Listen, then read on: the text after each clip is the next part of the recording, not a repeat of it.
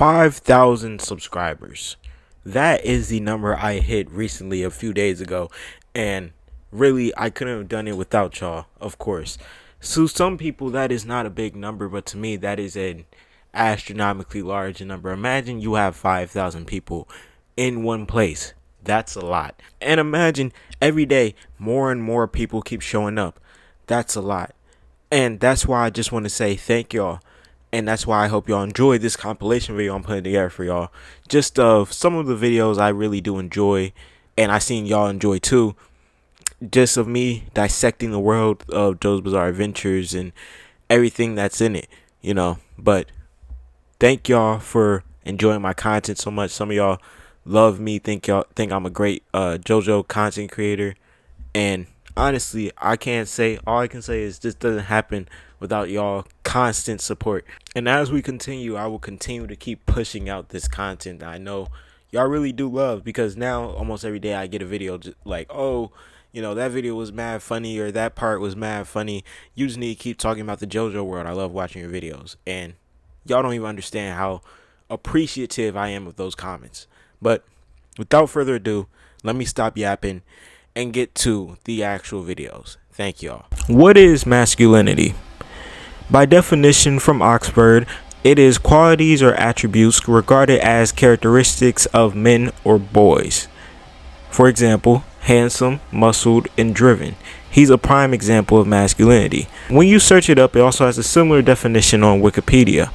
Masculinity is a social constructed concept that refers to the behaviors, roles, and attributes that a given society deems appropriate for men and boys. It is a subjective view that can include characteristics like strength, determination, and drive, but also being introspective, principled, and mindful. Masculinity is often associated with competition, control, aggression, power, and decision making. It can involve a cultural expectation to show fewer emotions. Now, if you saw the title, you know what to expect with this video. Today, I want to talk about how I feel that JoJo's Bizarre Adventures is one of the best representations of masculinity, especially in anime. Now, you may ask me how, or some of you may have just got it from what I just read, but in JoJo's, there are a lot of different forms that we see men take over throughout the entire series. Throughout the series, it's mostly men. You're mostly watching men. We all know that. If we're watching the show, we know that. Now, there are multiple forms of masculinity, but today I'm only going to talk about 4. Now, these 4 are hegemonic masculinity, the dominant idolized form; subordinate masculinity, devalued and marginalized; complicit masculinity, which benefits from hegemonic norms without fully embracing them; and marginalized masculinity, devalued to other social factors like class or ethnicities. Other frameworks also work, but these are the main 4. Throughout this video, I want to talk about what characters I think fall into each of the 4, and I also want to talk about what I personally think masculinity is and how some of the characters represent it, because I feel like a lot of the characters represent masculinity throughout JoJo's Bizarre Adventures in multiple different ways, like expressing themselves without the bounds of social norms, like someone like Joseph Joestar. The thing I also want to say that's interesting that I find with JJBA before I really get into it is the fact that when I'm putting characters in these categories, I don't feel like they fully fit these categories, because JJBA does something unique as bending masculinity along with femininity and trying to show that in a non-toxic way. And a lot of the characters have values that the traditional masculine man just wouldn't have, you know what I mean? But in the earlier parts is really where we see hegemonic masculinity, mostly in characters like Dio Brando. Some would say earlier Speedwagon, maybe someone like Caesar. Yeah, definitely someone like Caesar. And if you remember, hegemonic masculinity is representing the masculine norms and the dormant ways of being a man in a given society at a time. I feel like in the earlier parts you see that more presented, as in the later parts the lines get a lot more blurred as you start mixing all and breaking down all these gender norms and social constructs. But I feel like in the earlier parts with someone as Dio Brando. Someone I would Jonathan kind of falls into this, but there's also, I feel like Jonathan's more of like a hybrid masculinity who upholds all the values and multiple values and traditions of different types of masculinity, more than being someone who is just set in one part. But hegemonic masculinity is often seen as unattainable, unreachable. It's one of the physiques that most men who want to be like the most strongest, toughest man want to be. So that's why I say Dio. I retract Speedwagon. Caesar, probably Cars. No, definitely the Pillarmen. What am I thinking? The Pillarmen are definitely like the perfect example of this.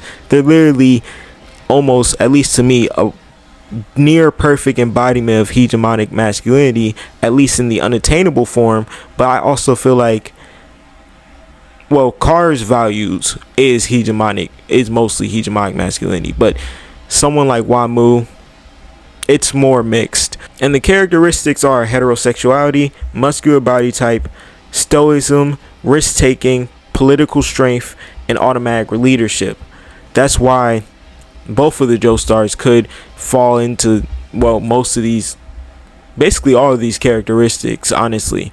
But I still feel like I've already reiterated this multiple times, but I just want to make it clear.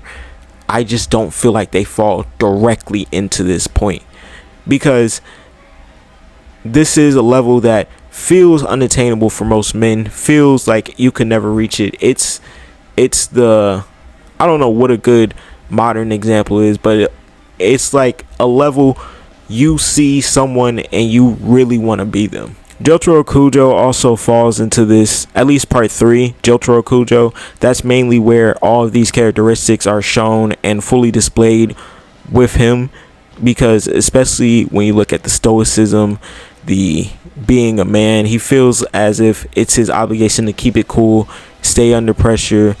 He has these heroes that at the time were seen as the peak of man, like fucking Clint Eastwood, I think Chuck Norris. I'm not sure. I don't remember if it's canon or not, if he likes Chuck Norris, but I'm pretty sure Chuck Norris. Now, on to the next one, subordinated masculinity. Subordinated masculinity refers to forms of being a man that are devalued and placed lower in the social hierarchy of masculinities, often because they do not conform to the dominant hegemonic masculinity, which prioritizes traits like power, authority, and heterosexuality. These masculinities are shaped by factors such as race, class, and sexual orientation, leading to marginalization, stigma, and even violence for the men who embody them. Now, I do want to say this before I continue. Dio is definitely someone who falls to this category. I know I said he fell into the first one too, but it's more, that was more part 1 Dio. Part 3 Dio is more of a mix. Even with part 1 Dio, still kind of a mix. I feel like Dio, he's one that he transcends masculinity and femininity. I'm pretty sure that's almost a direct quote from Hirohiko Araki, so it's hard to place him down. But a part that definitely almost represents that is part 5. You look at part 5, it's definitely really out there as far as the forms of masculinity it shows and displays fully. Here are 3 usual examples of what are seen as subordinated masculinity. Gay men. The cultural exclusion and potential violence faced by gay men make them a prominent example of subordinated masculinity. Effeminate men. Heterosexual men who display effeminate characteristics can also be subject to scorn and marginalization. Men who express emotional sensitivity. A hegemonic ideal often values physical resilience, so men who show vulnerability and express emotions openly can be seen as masculine and thus subordinate. This is going to be a long video. I'm already feeling it.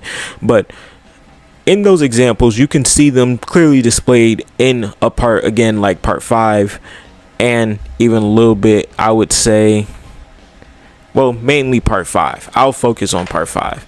Especially when you look at men who express emotional sensitivity and effeminate men. Effeminate men, usually someone like, well, can I say Giorno? He's like 15, 16. You know what? Fuck it. I'll use Giorno as an example. Some people may call Giorno when they first see him, without watching the series, even with watching the series, effeminate, and that was partially done on purpose, as Hirohiko Araki initially wanted to make Giorno a woman, and his editor was like, no, because at the time there was almost no woman in Shonen Jump, so he made Giorno kind of androgynous. So some people definitely see him as that, and some people would see him not as a example of masculinity, but I would see him as a different example of masculinity. He is someone who has strong ideals and strong norms and strong opinions on things, and he wants to get things done. He wants to help people around him, but some people may devalue that just off of his looks. Like, usually when someone talks about masculinity in JoJo's Bizarre Adventures, they don't bring up Giorno, even though he would be someone who has all the values of a masculine man, especially when you look at how much he wants to help people, how much he seeks retribution for the people in his neighborhood, in the surrounding neighborhoods too, how much he wants to protect the kids. Those are all things that some people can say they're feminine, but I also feel like, and this is dipping in a personal opinion, but I also feel like those are partially masculine traits, because you're still trying to protect people. You're trying to help the people around you. And as far as men who express emotional sensitivity, someone like Josuke can be an example of that. Josuke has been seen being sad, being happy, being goofy, all those things. Again, and some people may say, oh, that's just a regular teenage boy. But a lot of teenagers, they aren't, at least a lot of the ones I know, they aren't that expressive. And they won't cry. Like, I've asked a lot of men around me, when was the last time you cried? Niggas will say, oh yeah, it's been months, years.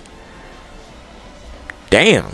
But you can definitely see, and plus throughout JoJo, you can still see the subordinate masculinity in some ways, because if you look at the poses, Araki pulled a lot of those poses from runway models and gay artists and all these different things that would contribute to, or were directly made to contribute to, something that would be seen as more feminine in ways. And this is where I want to bring up Jotaro Kujo, because he's also, I brought up him in part 3, but I didn't bring up part 4 and part 6 specifically, because I feel like that's where his emotions are a little bit more opened up, especially in part 6, when we get to see the father-daughter relationship between Jotaro Kujo and him realizing how much he has to express his love for his daughter, and by the end him being able to just basically openly express it, even though it took him a little bit and someone randomly asking if he could marry his daughter to really be like, oh, this is my daughter.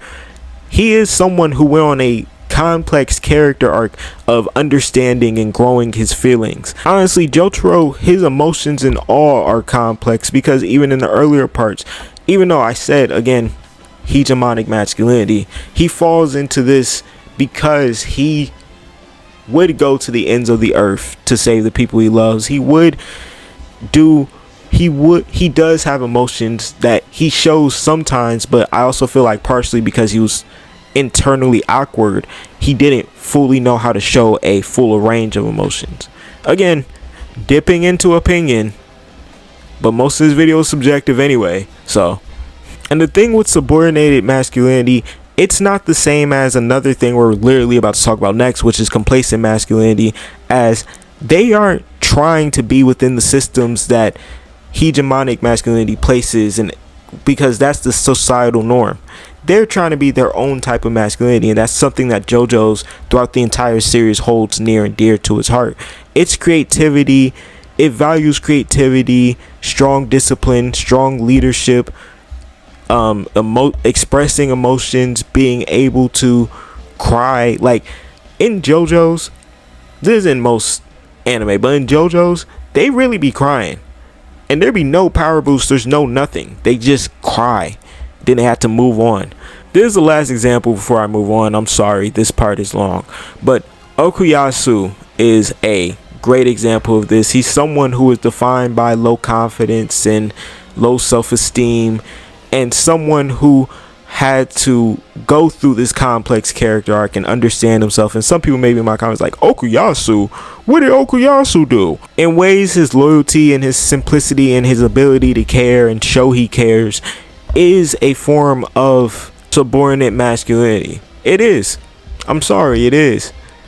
Because it's not the regular masculinity, the dominant type, the one that's always on top. It's a different form. That even then, he learns that he has to even break out of that and grow as a person. And now, complicit masculinity. Complicit masculinity describes men who, while not fully embodying hegemonic masculinity, the societal, dominant, and idolized form of manhood, still benefit and tactfully support the existing patriarchal system.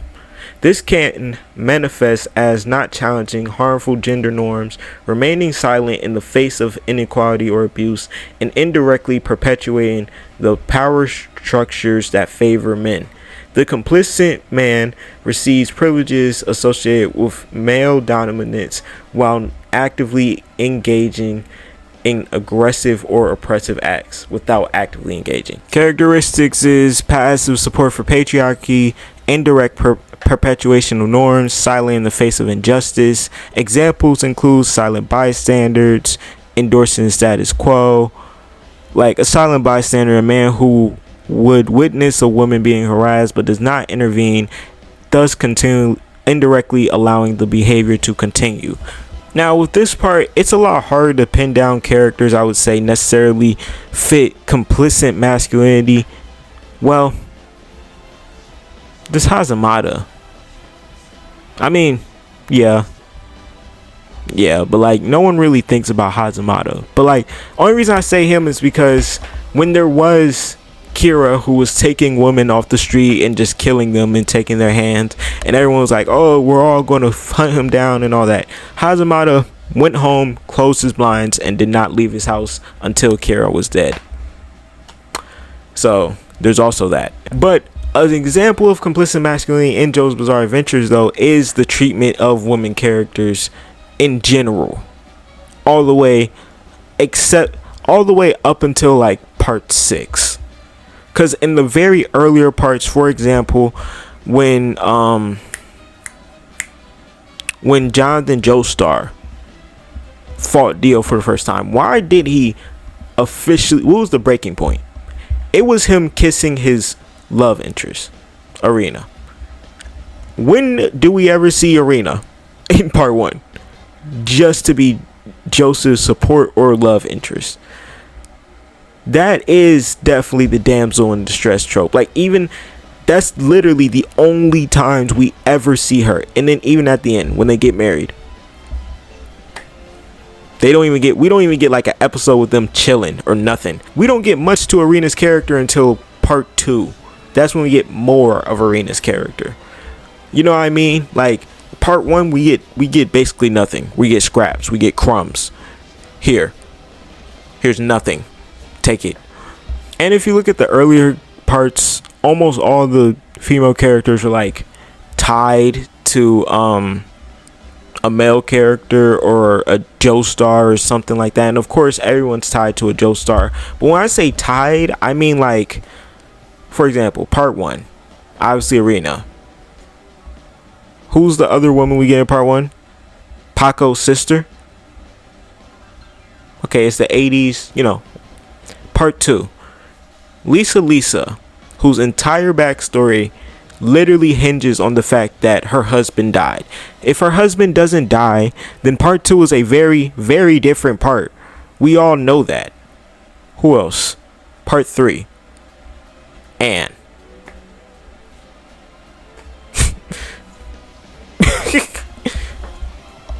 Why was she there? Did we learn anything about her? No. Then she left. Okay. And this last one, I personally don't have a problem with, but I will touch up on a little bit. Some people do feel as if even when in JoJo's Bizarre Adventures women are given their own stories, it's still hinged to a man, or in a way they don't fully complete their story. Some people feel that Jolene not beating Poochie was the entirely wrong call. And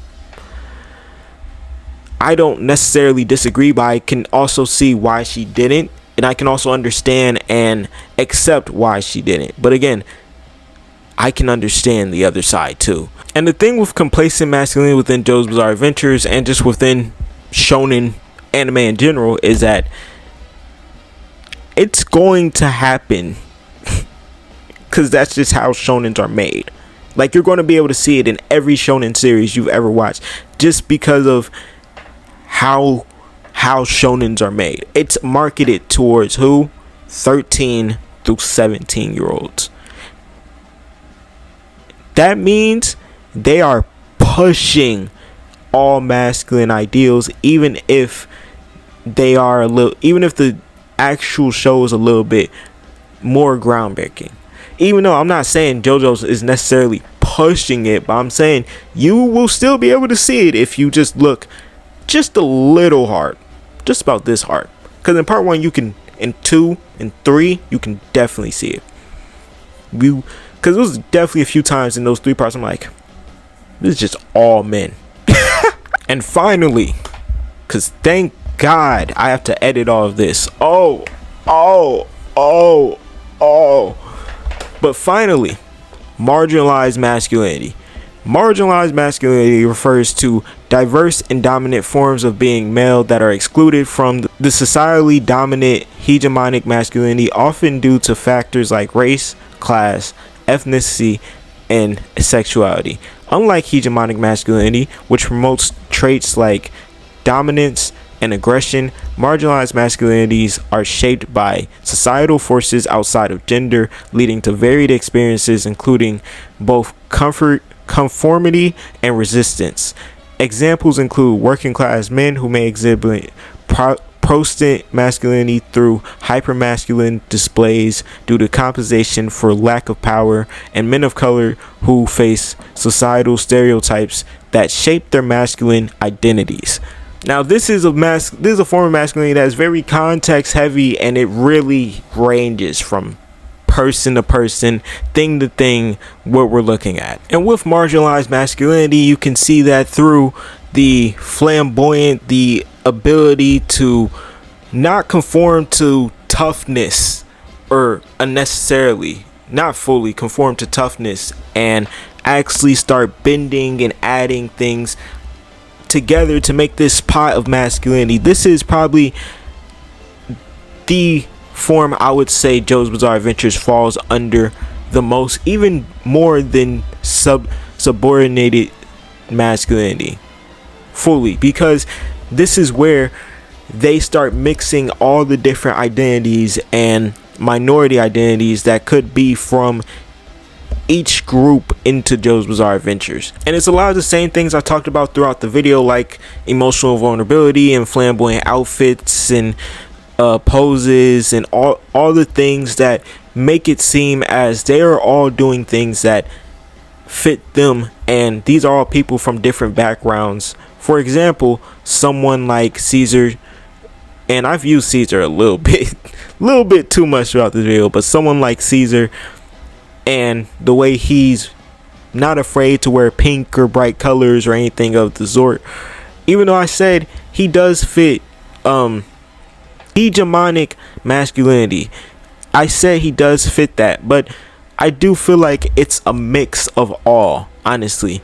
And you also have to look at the fact that with JoJo's Bizarre Adventures, it's a series where anyone could be skinny and anyone could be buff, anyone could be tall, anyone could have these different characteristics and want these different things, and it feels like you're actually faced with a fresh new characters with each of their own sense of what they feel is right, their own sense of masculinity, their own way of how they move.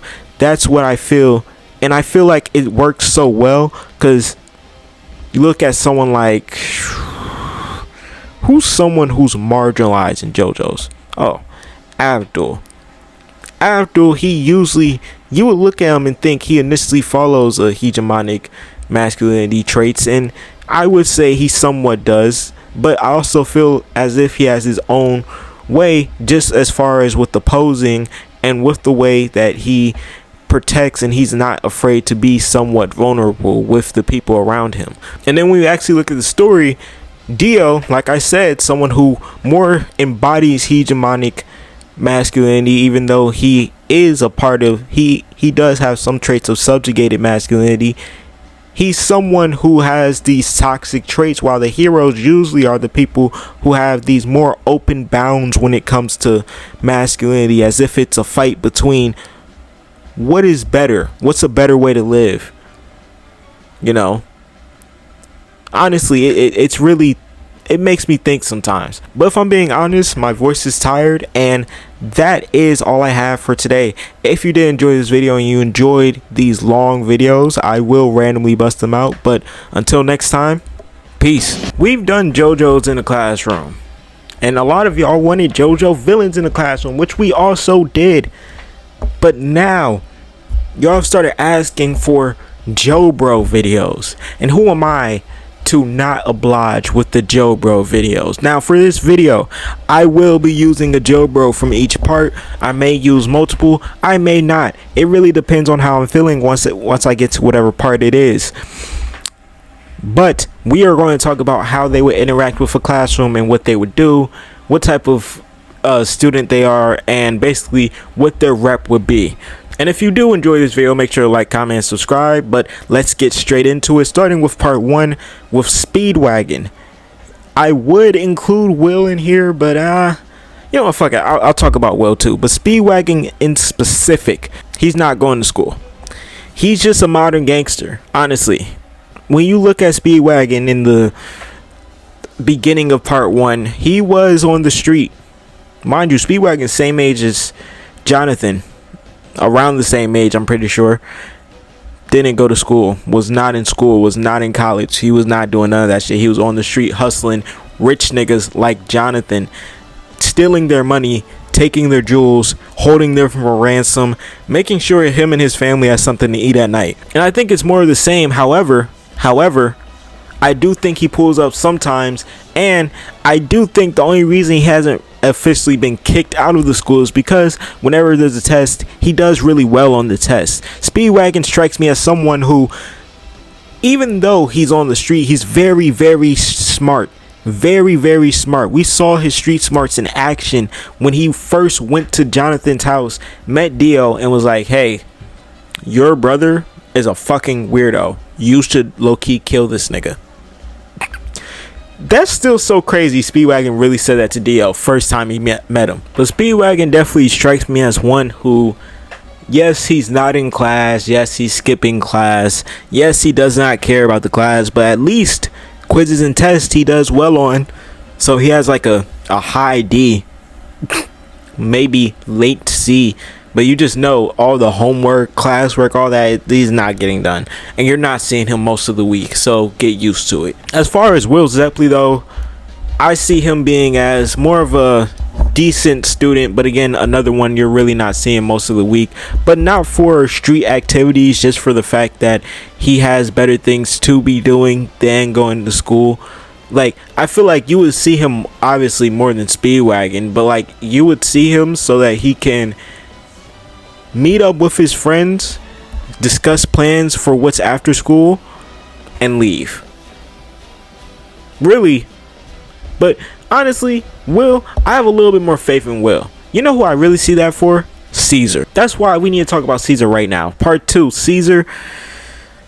Caesar is not, he's another one who's just not going to school. For almost all the reasons I listed with Speedwagon, but also with the reasons I listed with Will Zeppeli. He's going there so that he can talk to girls. He can chill in the classroom, not do anything, talk to his friends, hang out, you know what I mean? But then midday, lunch, come lunch, you're not seeing him for the rest of the day probably. I still remember that sometimes too, like when I was in high school. It was people, they would barely be here. They would pull up late at like 9. Lunch at 11:30. Come lunch, I don't see him for the rest of the day. School don't end for another 3 hours. And the thing with Caesar is I also just don't see him turning in his work at all. I don't see him doing good on quizzes or tests. I just don't see him caring in general.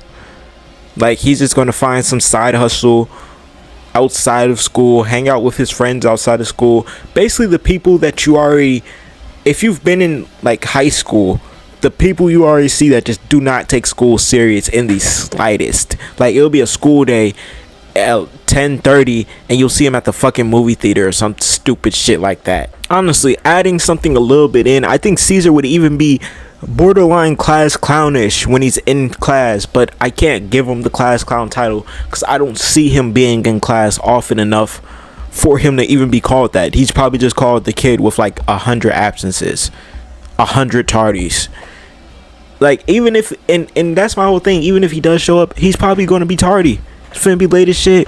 Up next, we have Kakyoin and Polnareff. Now, for Kakyoin, we know, I really honestly don't even need to go long into Kakyoin's like time in school. He's literally just the quiet kid that you don't dislike, but again, you're like, oh, well, he's there. He's like the quiet kid who looks mean. Quiet kid who looks mean and sad and depressed. The one you see sitting at lunch all alone, or you don't even see him at lunch because he's somewhere else on campus that no one else is. That's how lonely and sad and depressed Kakyoin was. And that was his school life. Like, that was just who he was in school. Now for Polnareff. Now, Polnareff in school is definitely a class clown. He's a class clown, but he's also like, see, the thing with Polnareff, he's not the Joe Bro that gives me super senior vibes. There is one that I will talk about later. And if you know, you should know just based off me saying super senior vibes. You should know who that Joe Bro is. He's not the one who gives me those vibes, but he is the one who gives me vibes that like he would be like damn near a school hoe. Like, the entire school would know he's going. He's fucking everything moving. He's probably one of those ones where like you know more about his reputation outside of school than in school. I feel like most of the Joe Bros so far, that's their reputation. You know more about them outside of school than in school.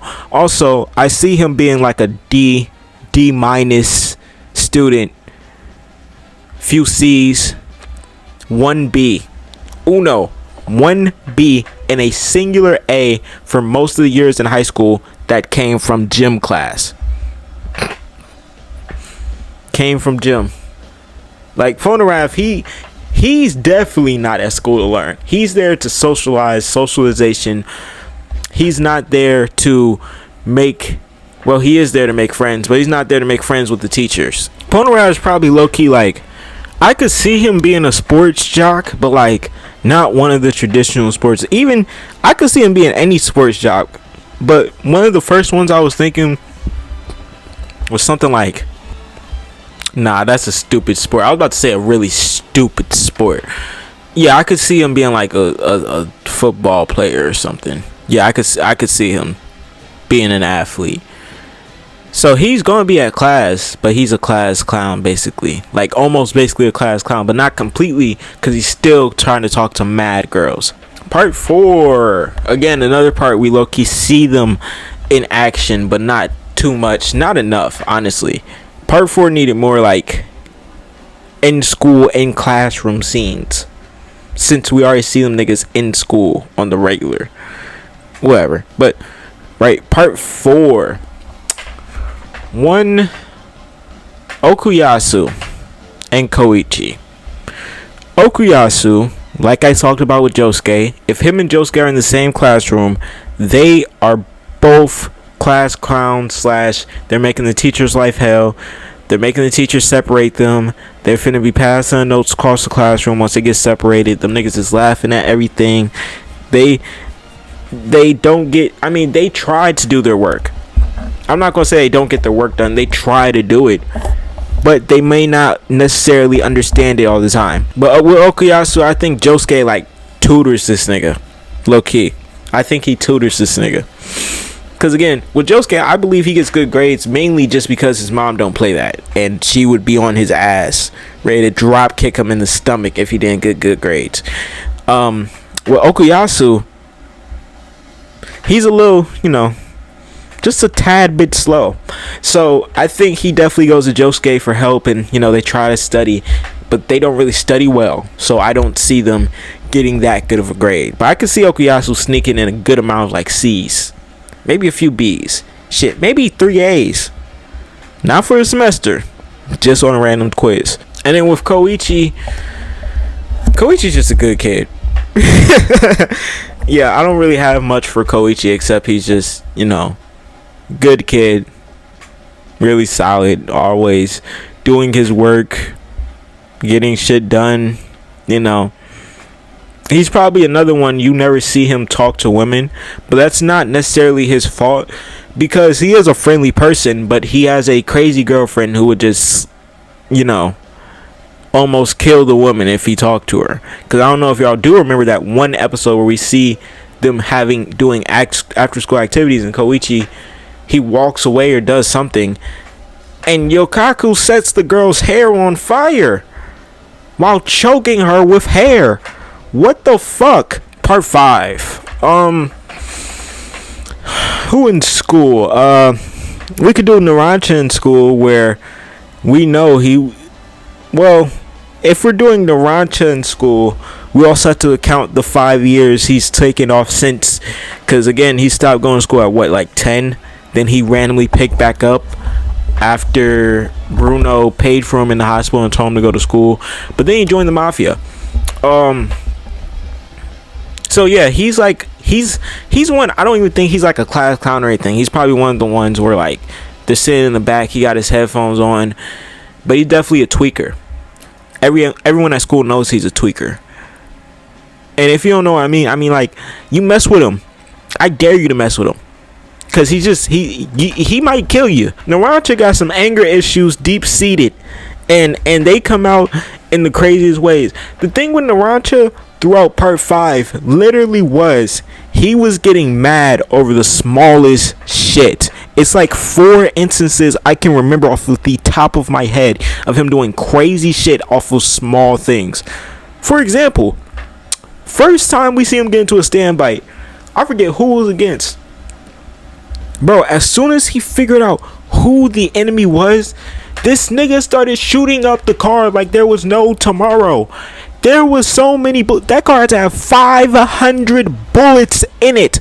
Or when he stabbed Fugo with a fucking fork. Well, no, Fugo stabbed him, then he picked up a knife and he was about to stab him.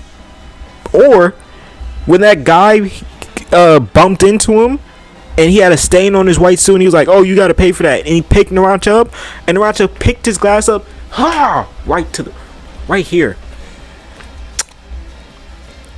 I think he's getting in school fights. Not even think, he's definitely getting in school fights. He might actually end up getting expelled like by the end of the year. Because the thing with Narancia, if you even try him, he's just going straight to violence. It's no, what's up? It's no, oh, I don't want to fight. No, it's just straight violence, straight hands, anger. But besides that, he's chilling. Music on, blasting, chilling. But try him, hands. Then you also have the other half, Fugo. Another one, straight hands and feet. But the thing with Fugo is he's a good student. He's getting the shit done. He's top of the class. Oh, valedictorian probably. He's probably valedictorian level. But his anger issues are so bad that he probably keeps his great kid status solely by fighting people off campus. Literally, after school, he's probably chasing people, walking them down to their house while they're walking to their house, and he just starts throwing them bitches, starts hitting them. Fugo, like, those two, understandably, it makes sense, they're gangsters, but damn, they have some crazy anger issues that are just on display throughout part 5. But with Fugo, you would probably just think, oh yeah, everything's fine. You probably think he has all these different extracurriculars and hobbies and all that, and he definitely does. But he leads a secret double life, one where he's just letting out pent up aggression. I'm not doing Bruno for this one because even though I count him as a Joe bro, I feel like I've talked about Bruno so much, I don't need to add him into this one. This is the one exclusive one where I'm talking about part 5 side characters. I don't mention Bruno. And plus the video will be way too long, but you ain't hear that from me. Even though you did. Part 6. Okay. Man, this is a cast of characters to choose from. All of them you would probably not want to be friends with. Let me not say that, but most of the side characters you just wouldn't want to be friends with, genuinely. Hermes, well, if you aren't friends with Hermes, you have a higher chance of getting your shit stolen. I'll say that. Hermes, she's poor. So since she's poor, and it was shown time and time again throughout the series, since she's poor, she will steal money and she will hide it. She definitely can. And it's on top of the fact that Hermes, she has a vendetta, V for vendetta, and she had a whole purpose on going to prison, which was hunting down her sister's killer. So there's also the fact that she's not mentally stable. I can promise you she's not mentally stable. Honestly, he's not going to look at you as a friend. He's going to look at you as more of a pawn that he can use whenever. And if you were to cross him, which God forbid, you're probably going to end up in a body bag on some highway in Central Florida, or you're ending up in the Keys. You know, he's just tossing. He might just dissolve you in some acid if he can find it. I mean, shit. Because I'm not going to lie. Him dismembering his girlfriend and her affair partner and, you know, all that, I don't think that was the first time he did it. It definitely wasn't. He's always loved to take things apart and put things together. And that's another thing too. Imagine you're at school and you see this nigga taking apart a phone. You know, I think honestly he's more of a weird kid. Very, very weird kid. Very, very, very weird kid. You know, he's one of the kids where you're kind of worried because you're like, what is his fascination with removing things? Until you fuck up and cross him. Then you find out. Weather report after the accident. I just pray for you. Not for you in specific. I just pray for whoever comes across him and says anything. Just says anything that he could take as offensive or angry, or he even has a chance to let his anger out on you, because he will. Oh, he will. He's gonna let his anger out on you right before he tries to kill himself again. Part 7. All right, now for these last 3 parts, we're doing one side character. Okay. Part 7. Obvious side character, Gyro Zeppeli in school. I see him. Well, if we're doing modern and he's keeping like his prestigious lineage, I'm still seeing him, you know, as a good kid in school. It's not really doing much. I do see him as someone who sneaks around and does everything in the dark, just because of the fact that if he gets caught, his parents strict, it's over. He's a kid with strict ass parents, but that don't stop him. That shit stopped nothing.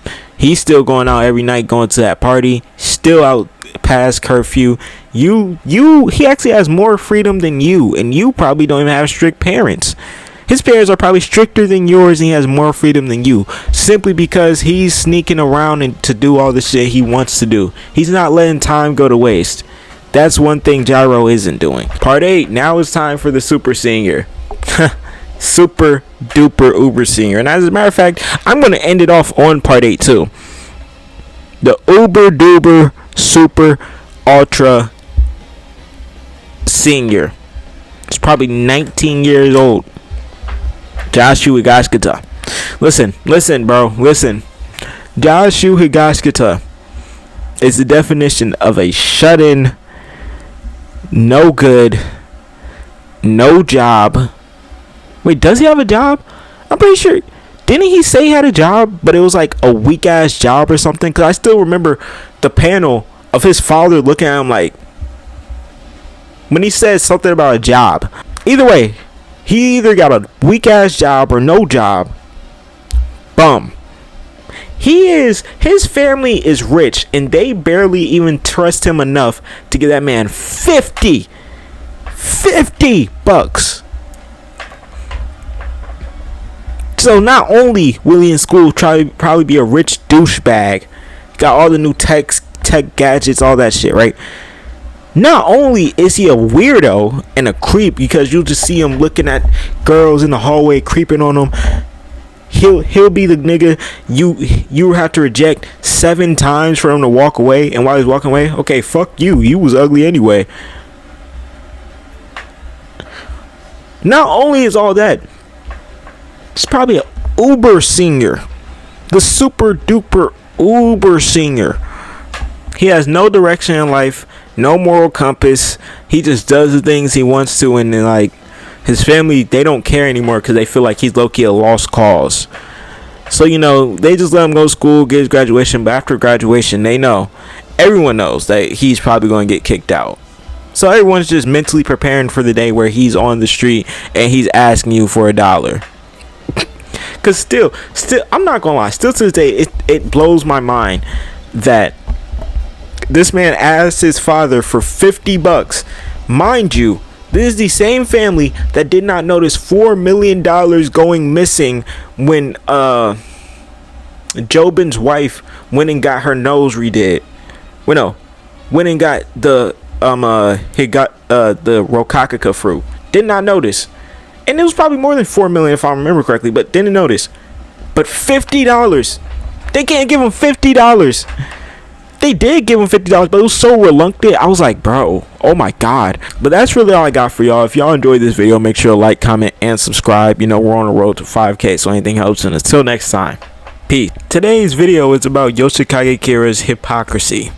I want to make that very, very clear if the title didn't make that clear enough, because his killing urges is what directly leads to his hypocrisy that he knows of. He just decides not to acknowledge unless it's literally right in front of him. And I'm mainly going to be talking about Kira after he stole the identity of Hayato's father and started living with his family, and he realized he couldn't kill like he usually would, because he usually would just kill, go home, play with the hand for like a week or two, put it in his food, drive it around, take it around town, get it some flowers, all the regular Kira shit he would do. But at the point of him joining Hayato's family, that entire family, and him realizing, oh, his father was a pretty bad husband, he had a resolve to be a better husband than Hayato's dad ever was, and he did. He became that. He made his mom happy, which is a crazy sentence to say, especially when we're talking about a serial killer.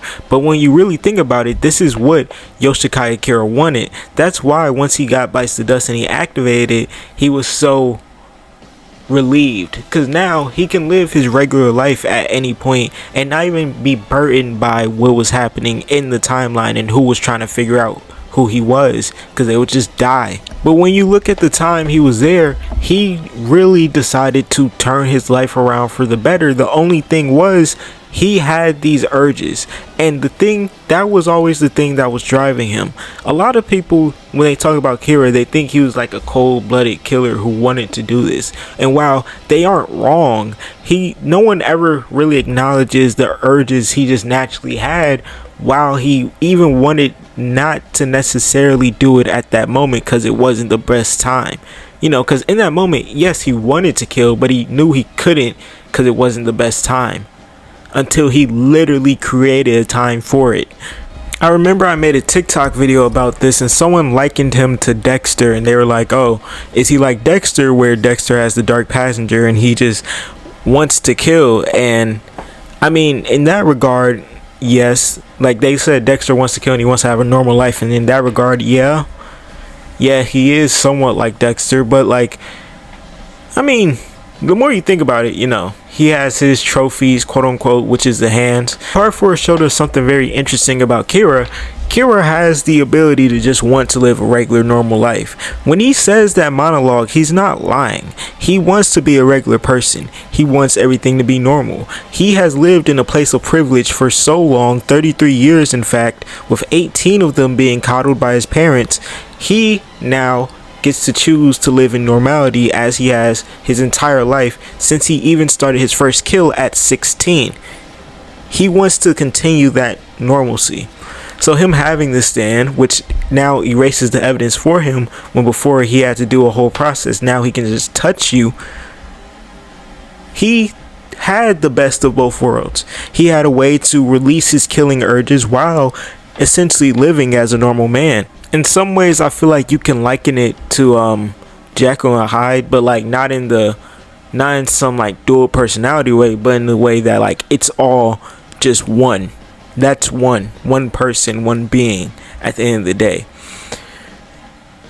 He's just, and with his stand, you could use his stand as Mr. Hyde, because literally he has this stand where now he can do whatever he wants at any point. He just has to get you alone, and then the evidence is gone, and nothing will ever come back on Yoshikage Kira unless someone saw him with the person the last time. But besides that, and with Dr. Jekyll, the thing is, he was just, not Dr. Jekyll. With Mr. Hyde, the thing is, he was just Dr. Jekyll's subconscious id and subconscious of wanting to do. He always wanted to do that, but now he can under a new face, a new body, and he looks completely different. So he now has the ability to do that, releasing these urges he's been had, In that ways, I think you can link the two. And the crazy thing is, with Kira, in the public eye, he just died as a regular, ordinary man. A man with a wife and a child, whose wife will be crying forever, never knowing the real truth about what happened to her husband. In the eyes of Morio, he died as a regular person, getting what he wanted. He got his life as a regular person at the end, so Yoshikage Kira technically did accomplish his goal as living as a normal person, because he got it to the public perception. It's only to those who were his enemies, who knew him as what he truly was, which was an evil serial killer who releases urges on young women whose hands he finds to be beautiful. Sometimes I think what would have happened if Rocky went with the original backstory for Kira he was going to go with, which was his mother being like an abusive, like an overbearing, abusive, mentally abusive woman, and his father essentially allowing it to happen. And that's why he feels guilty in part 4, and why he helps Kira with no question, which that would have been interesting if he actually put that in the manga. There's a lot of conversations that can be had just right there. But me personally, I believe his urges are just his subconscious that's never really been told no. From what we know, his dad is a pushover, and he's given Yoshikage Kira everything he's wanted in his death whenever he has, popped up and appeared through the picture. He has gotten the opportunity to live a regular life while having a stand, essentially making him invincible, because the stand covers up every evidence of everything that happened. And he has no enemies, essentially, because before Shigechi and all of them, everyone basically started chasing him down, he had never had to deal with opposition. He basically had the town on lock in a silent free-for-all for himself. These are my final thoughts before I close up the video. But Yoshikage Kira's entire character is essentially, I have this beautiful piece of cake and I want to eat it too. I don't want to go anywhere. I don't want to change anything. This method has worked for me forever, so I will continue to use it, and I will continue to wash and wear it until I can't. Because at the end of the day, Yoshikage Kira could have realistically left Morio for a few years, came back later, and then under a new identity started picking them off one by one by one. But he was so egotistical that leaving would be an immediate defeat in his eyes and in his brain. He would think that he had essentially lost the normalcy that he had once had, now leaving looking like a peculiar man, and no longer being a regular man with a regular life, but someone who was on the run from people who are trying to hunt him down for his past sins. I don't know, but if you did enjoy this video, make sure to like, comment, and subscribe. We're on the road to 5K, so please, anything helps. And until next time, Peace. Reality is a beautiful thing. It really is.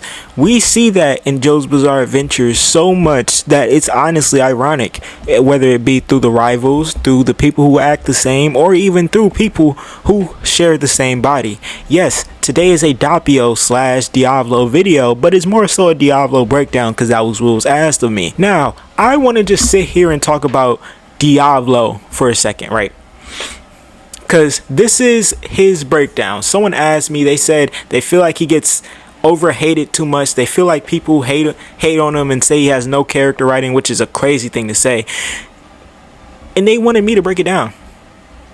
But to start off, right, Diablo is one of the main things that is brought up about Diablo is that his name translates to the devil. And if you notice the way I named this video, The Devil in the Details, that's basically Diablo's whole character. At least that's the way I look at it, right? He is a character who he wants immense uncontrollable power, but he also wants the ability to control everything around him. You know what I mean? That's why Diablo himself as a character is duality, because you can feel the control he has to literally relinquish by having a child. That's why once he found out he had a child, he killed or tried to kill that child. It was out of his control. He didn't know what the child would do. He didn't know what the child would grow up to be, but he wanted to kill the child. Of course, Trish being the child. But through that, right, you see how much control he wanted to have right there. But in that same breath, in that same faith, he is the same man who's chasing this stand arrow, which he has no completed full idea of what it can do. And he wants this infallible power because he believes fate always chooses him, where that's another layer to his character too. Let me say this right. Just because, right, he wants something he can't control and that he can control, that is literally all built off the fact that he's been able to manipulate his fate basically his entire life. Diablo doesn't become this insane character overnight.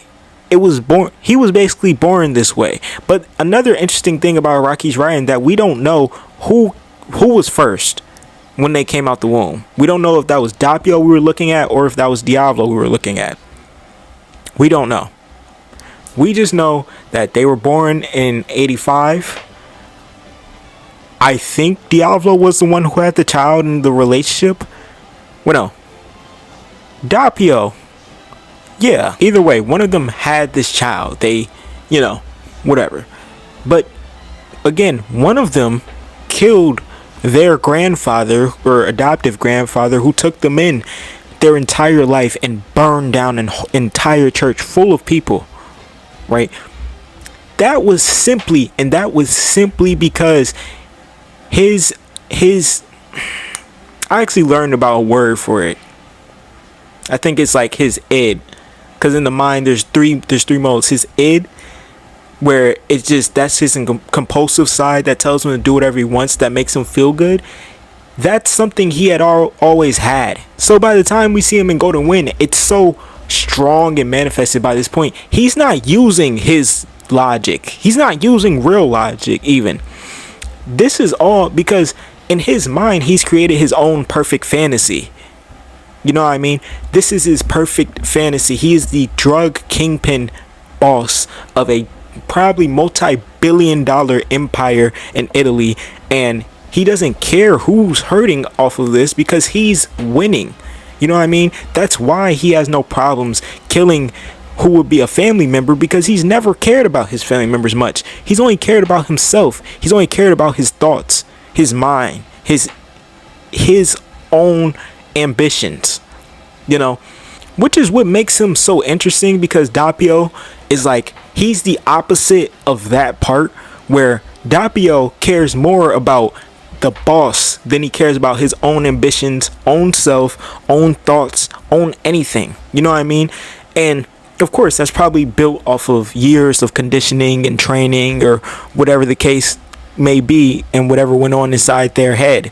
But Diablo's character is so interesting because he even operates like a devil. You know what I mean? And let me break that down. In a lot of ways, when at least in religious context, when the devil moves, it's very silent. He moves among people. He moves among you. Diablo is moving among the regular crowd, but it's not him fully out. It's Doppio. Doppio is out. Diablo, however, he's inside watching. He's waiting for his target.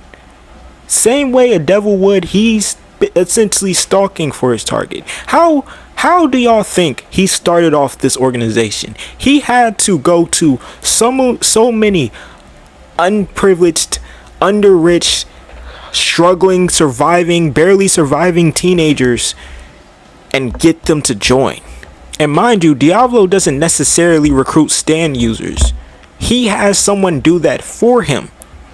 He's looking for the struggle. At least that's what it seems. That's what it comes off to me as. Because again, when you're starting an organization like that, you're starting from ground zero.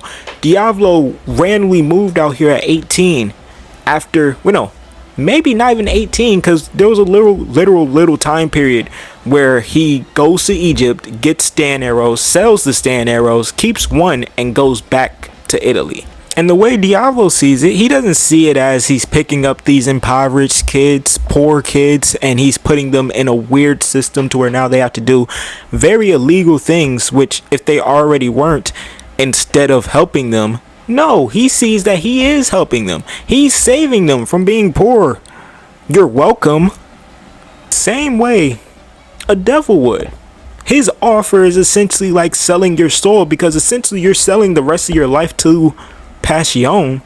Really think about it. Of almost everyone we saw in part 5, majority of them die.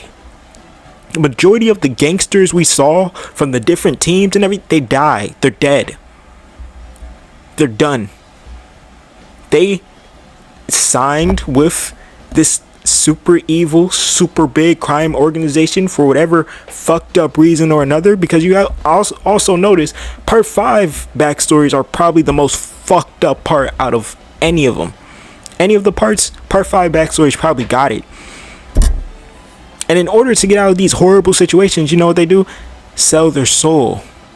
You know what I mean? That's a part of the reason, at least I believe, why Bruno was so against the poor kids he helped joining the organization, because he knew the life that it entailed. He knew that for a lot of there's no going back. There's no going back. You'll never be a regular civilian again. Because you probably already made enemies with whatever rival gangs is trying to rival Passion. You probably... And plus, Diablo, if you know too much, you're too high ranking, it's very likely that he would just send people after you. He'll send the assassin team after you. Now you're cooked. You sold your soul joining Passion. That's right there is like one of the big connections. I don't know. Maybe I'm just yapping.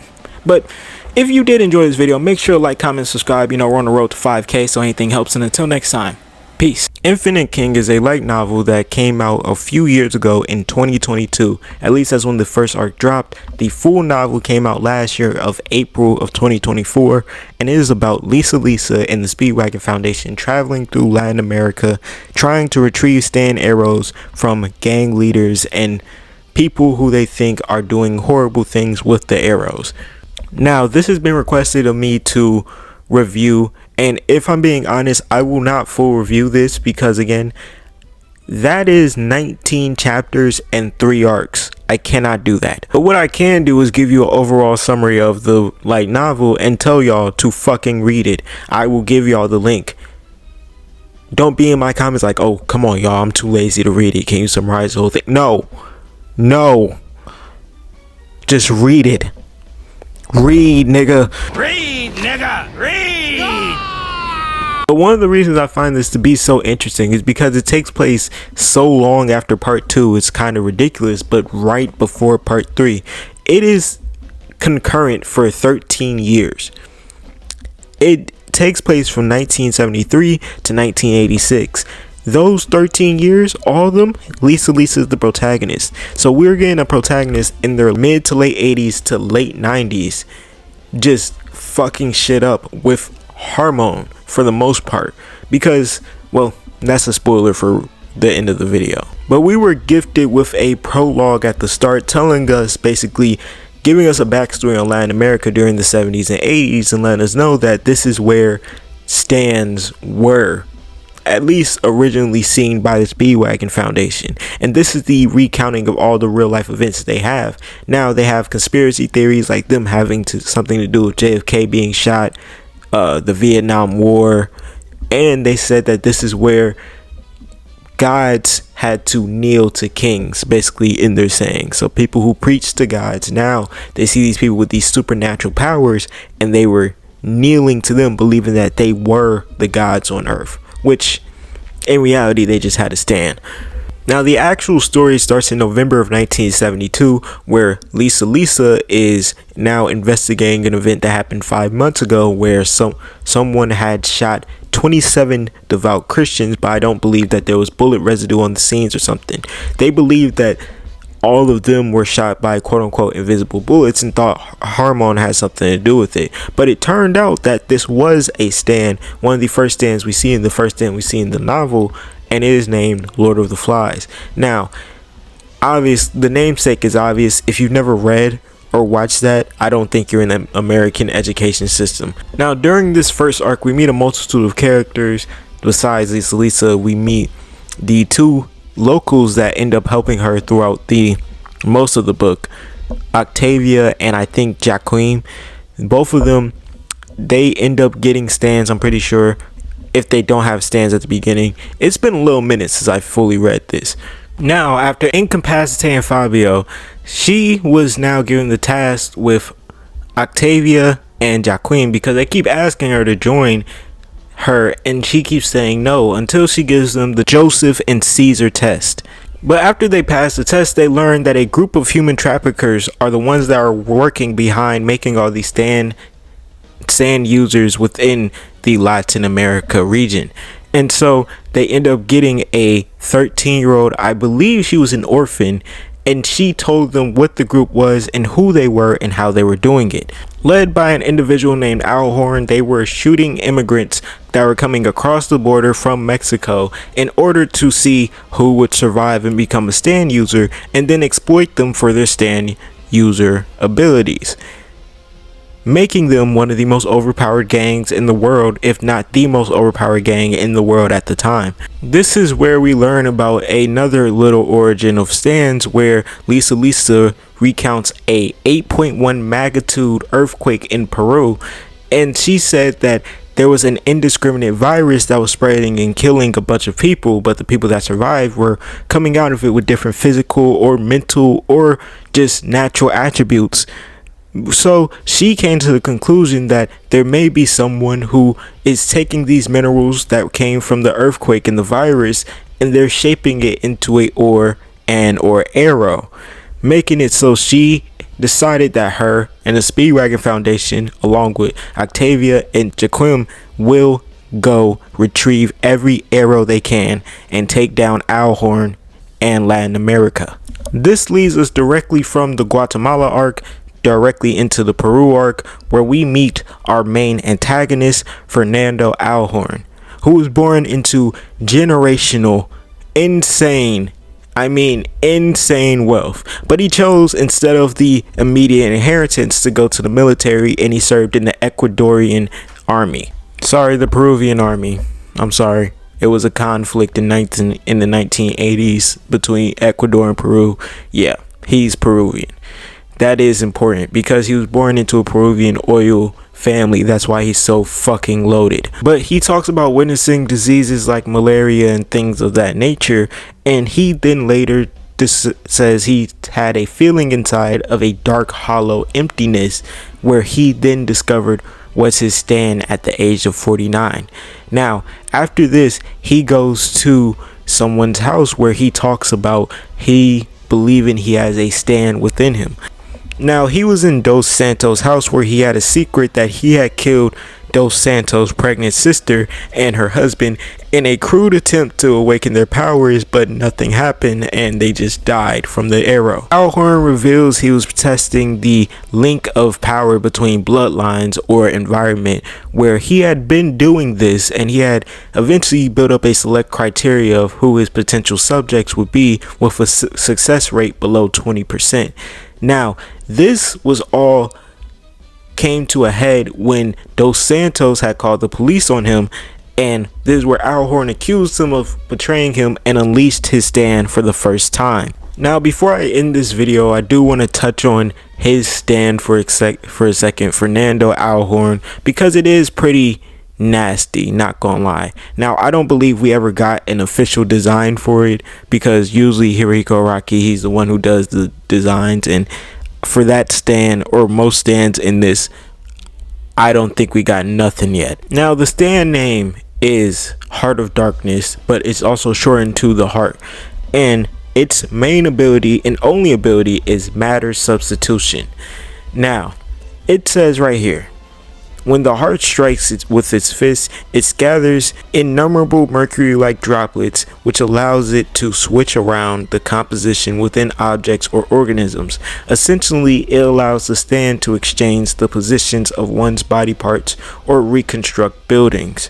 For example, when used on a body, it can swap one's nails with their teeth, their arms with their legs, their heart with their nose, or even their blood vessels with their body hair. It doesn't matter whether it's skin, bones, muscle fiber, or internal organs. The size also doesn't matter, as Alhorn can swap large body parts with small ones. The heart can turn a building into a labyrinth by swapping the position of the walls, complicating the corridors, and constructing new rooms through its exchange of various objects to trap its prey.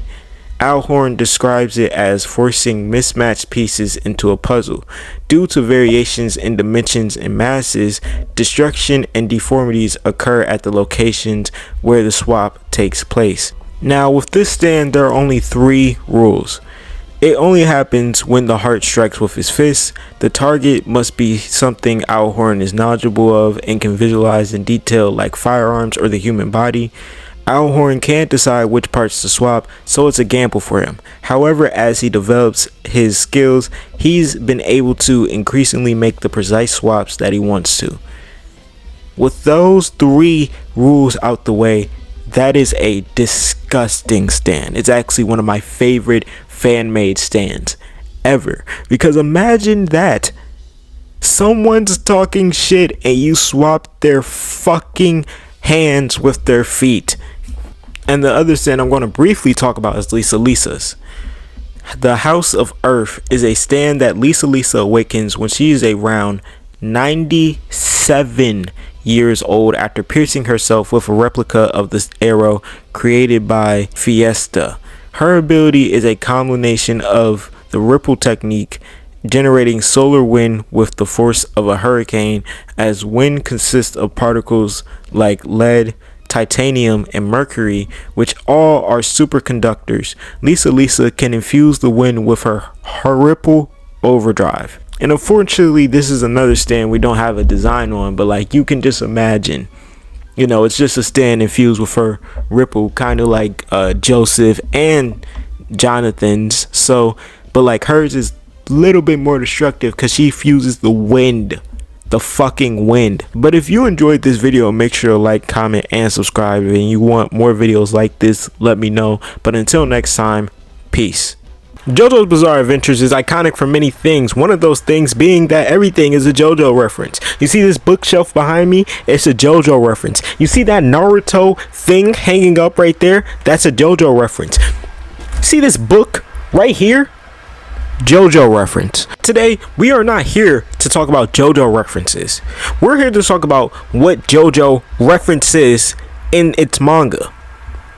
Yeah, I know that shit was ass. But listen, this video is about all the references that JoJo's Bizarre Adventures makes randomly, because there's a lot.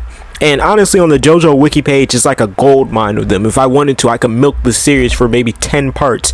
Hey, if y'all like this video enough, I might just do that. And let's start off with a layup being Josuke and who he's based off of. Josuke's appearance is based off of Prince. His emblem in his chest that reads 1999 is also likely a Prince reference to the song 1999.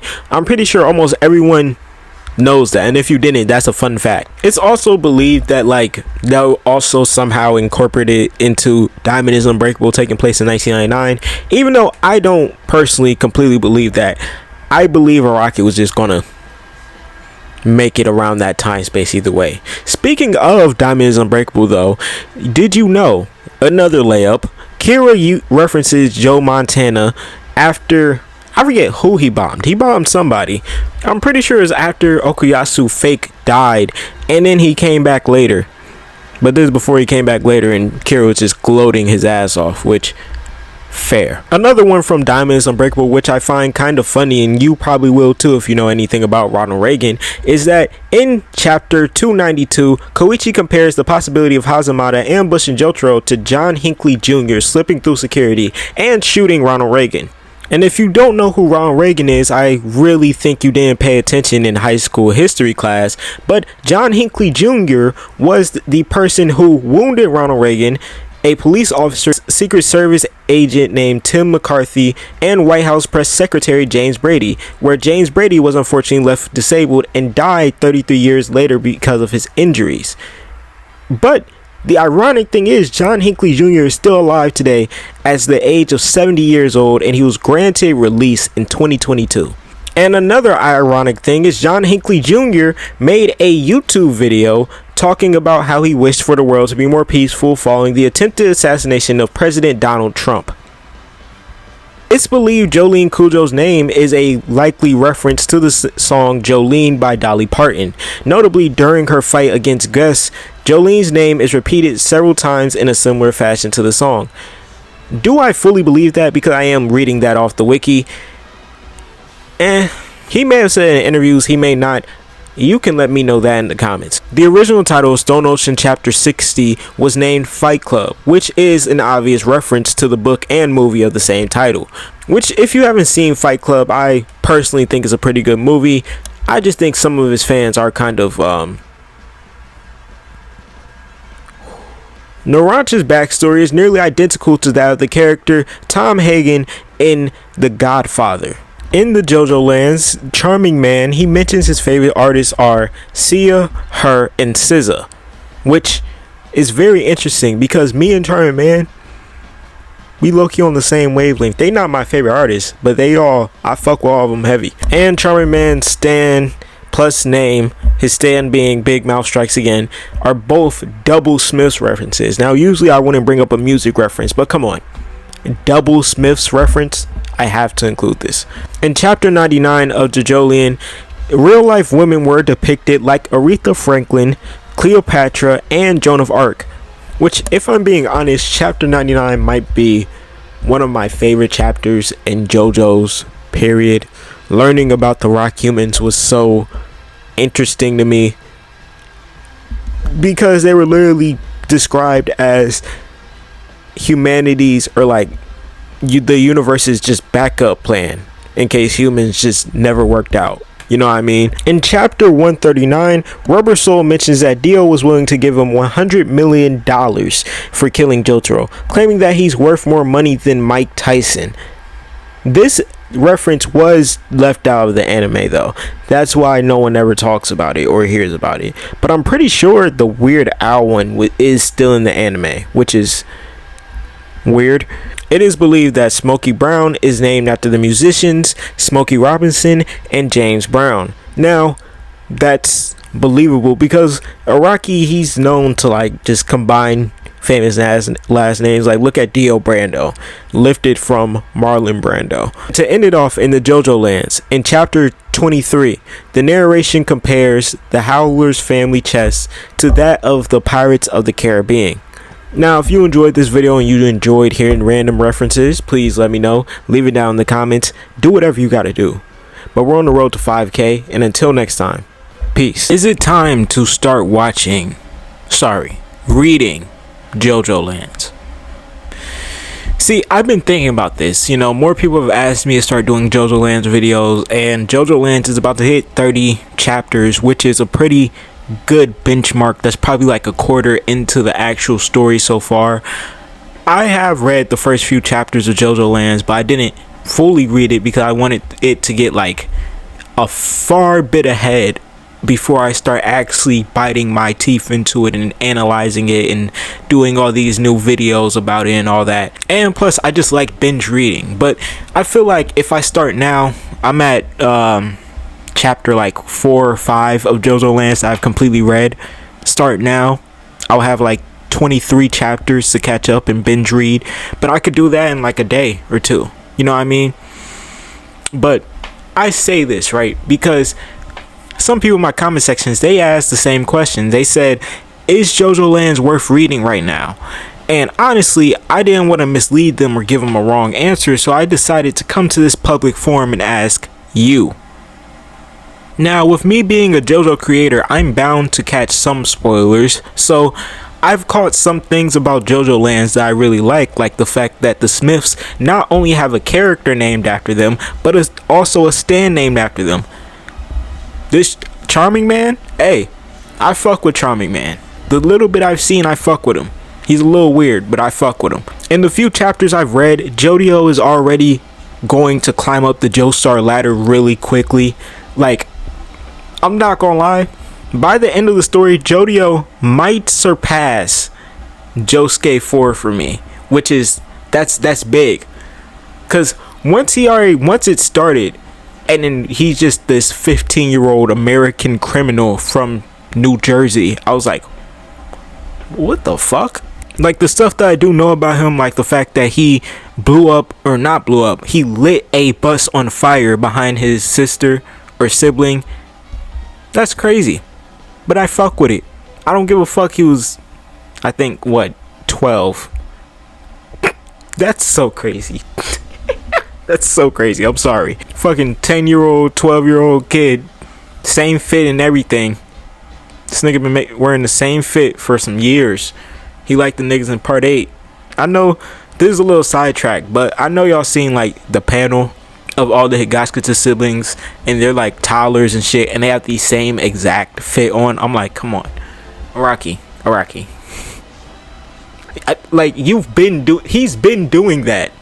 But there was a point in time he wasn't doing that. He was giving people different fits. I was like, oh, yeah, nah, it's over. But JoJo Lands really looks very interesting to me right now.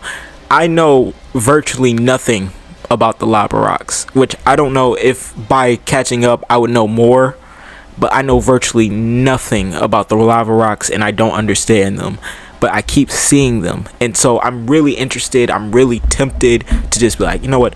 I could catch up now. But then I remember, then I have to wait monthly. And sometimes Araki be taking breaks. So really it's like 2 months.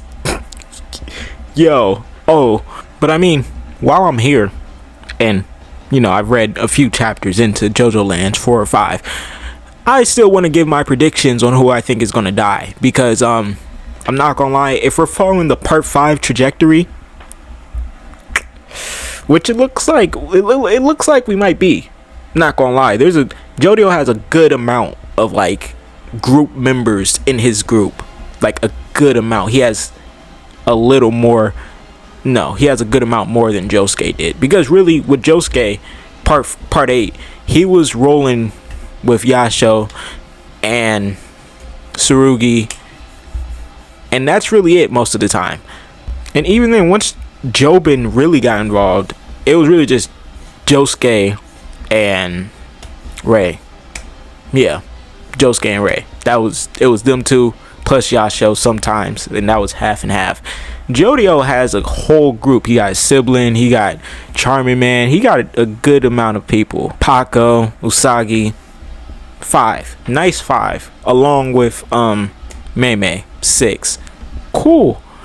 I still feel with it being 6 of them though, 4 of them are dying. 4 of them are dying. I honestly, if I had to pick the 4, it's gonna get real wicked. Dragona. Araki's been making a little bit too many happy endings. Dragona's gone. He didn't take no family members like that in part 8 too. Dragona's gone. Gone. Paco, he might be the Mista. Ain't no survive with Jodio. But Usaki and Charming Man? Nah.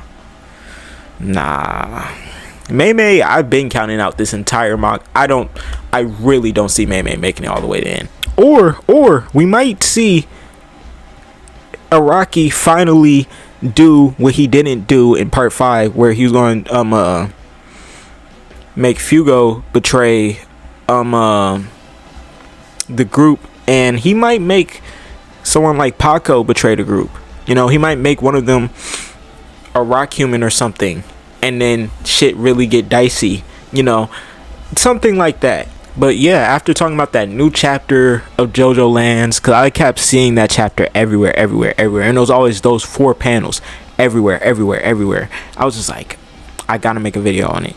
After making that video, I was just like, man, JoJo Lands is heating up right now.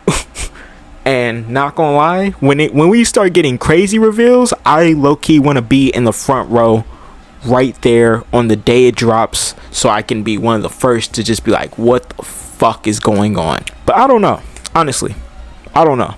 If y'all think I should, let me know in the comments. And if you did enjoy this video of me just talking about part 9 and what I hope, not really hope, but what I see happening, let me know. But until next time, we're on the road to 5K. Peace. Hirohiko Araki is a very interesting guy, and today I want to talk about how really interesting he is by talking about a fetish that he has, and he even gave to one of his characters in JoJo's Bizarre Adventures. Now you may ask me, what fetish is this? What could he have possibly done? And if you're not on part 7, oh man, I can't wait for you to see that scene animated. Because Hirohiko Araki has stated his own self out of his own mouth through his own full volition that he has a bug bite fetish. Yeah, that excites him. And with him having this bug bite fetish, he decided, why not self-insert this onto the main character of part 7, Johnny Joestar. Now, I want to sit here and talk about how weird of a guy Araki is a little bit, because he's a very interesting guy. But when you actually start thinking about some things, like for example the fact that piss shows up a decent amount within JoJo's Bizarre Adventures, if you never noticed that, that's fine, but like, it's been a good few times it just shows up. Some things about Araki make sense when you actually think about it, like the fact that he loves exercising. That's a part of the reason why he looks so youthful and young. He actually keeps his body in pretty great shape, which is something he can say over a lot of mangakas, because a lot of mangakas are not leaving their house like that. Think about it. When was the last time you seen someone like Gege Akutami in public, or you heard about him being in public?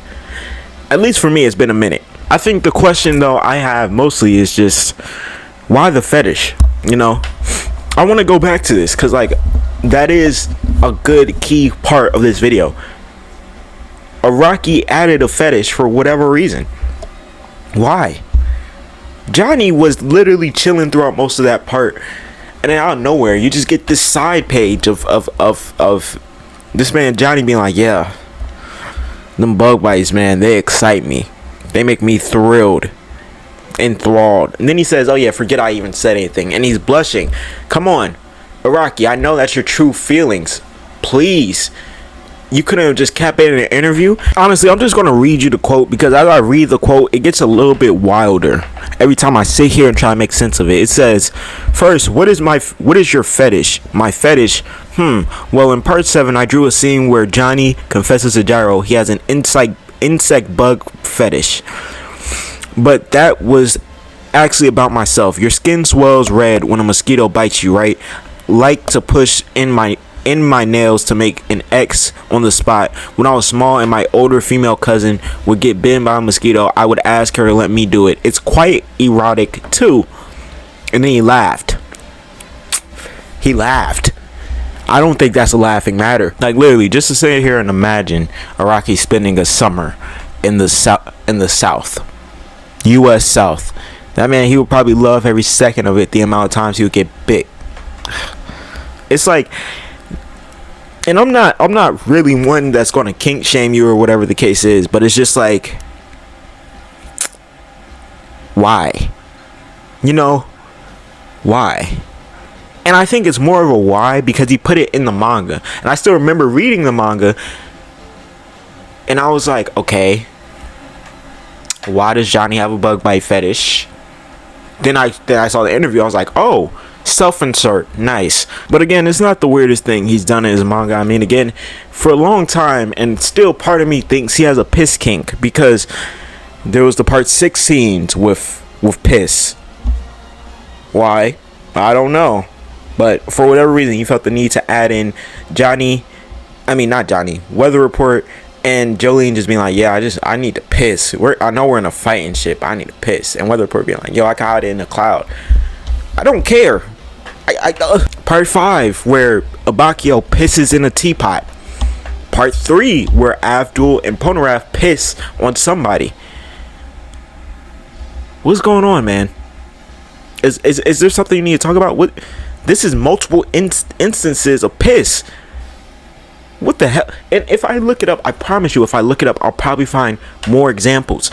I just don't want to, because then I'm finna go on a whole rant about this shit and why I find it to be just a little bit odd. You know what I mean?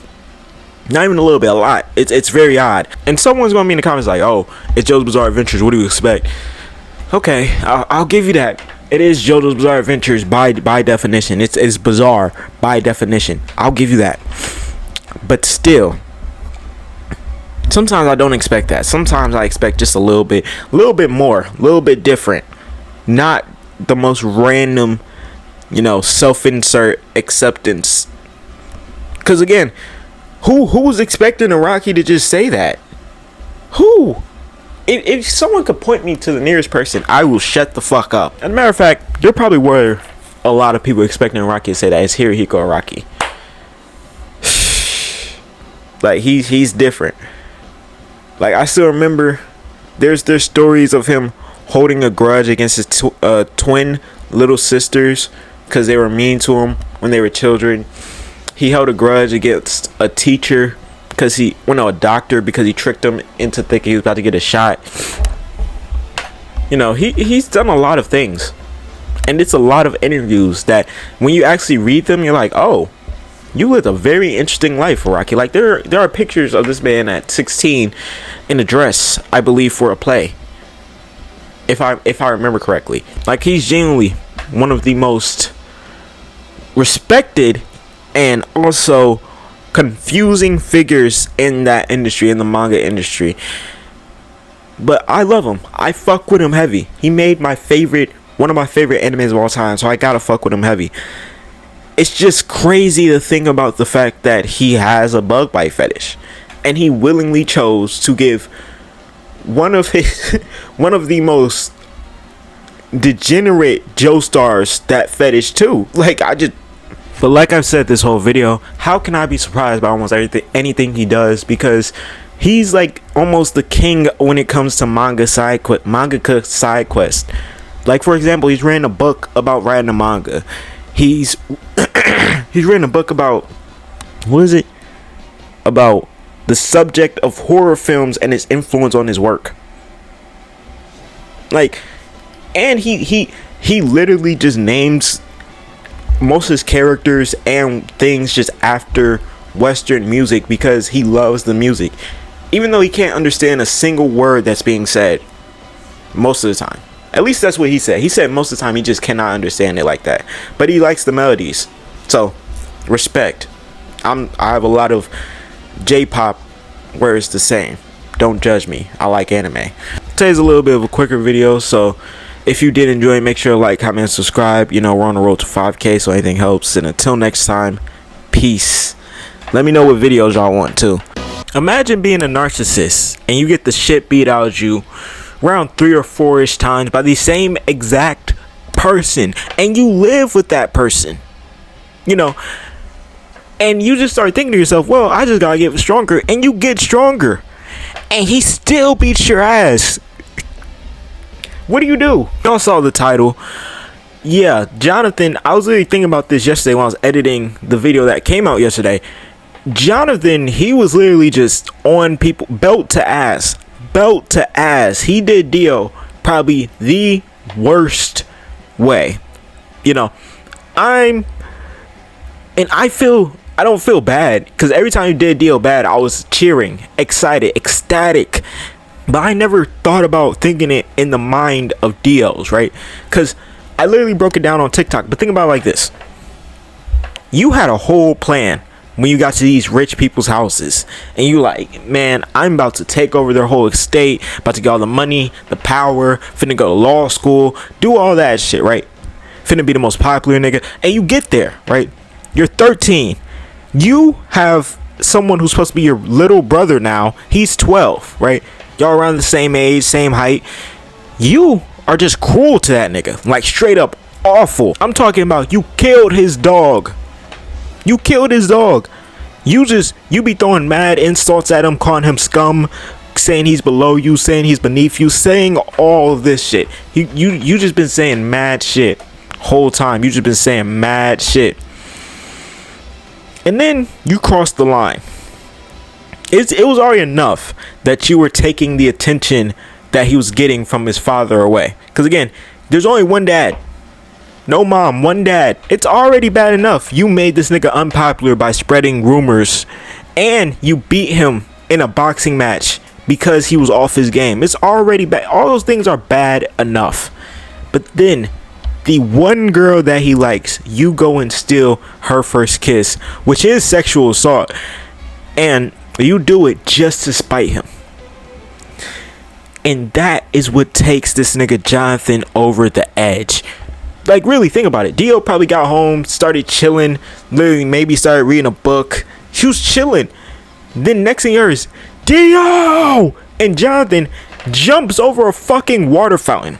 Water fountain, 12. Jumping over a water fountain. That is ridiculous. Jumps over a water fountain. Mind you, it didn't even look like he got wet when we see this nigga. Jumps over a water fountain, busts through the doors. And he's like, let's go. Hands up, ready to fight. Now, in Dio's mind, when he first sees this, you gotta think, right? When he first sees this, he's probably thinking like, well, I beat him in boxing already, so I'm good, right? And that's probably what he was thinking. So they start fighting. I remember Dio low-key got the upper hand for a little bit. Started low-key putting paws on that man. All the way up until he threw a kick. He threw a kick. And it's not even that he missed the kick. The kick landed. The kick landed. That's the issue. The kick landed.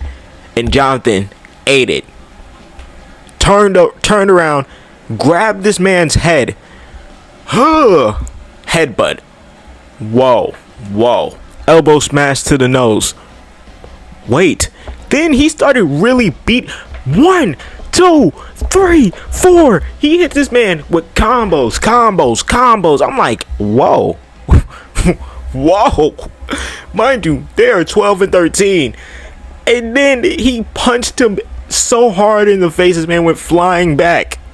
It only stopped because his father came downstairs and broke them up. But I literally, like, that right there alone would have shattered everything I had within me if I'm Dio. And it literally did. It shattered Dio's ego for the time being. Cause that nigga was on the floor crying. He was shedding tears. He was like, what the fuck? How is he doing this to me? He legit thought that there was no way. He thought he was dreaming. I bet you he thought he was dreaming for a second, because he was like, there's just no way. You what? Like legitimately, because again, this is the same person.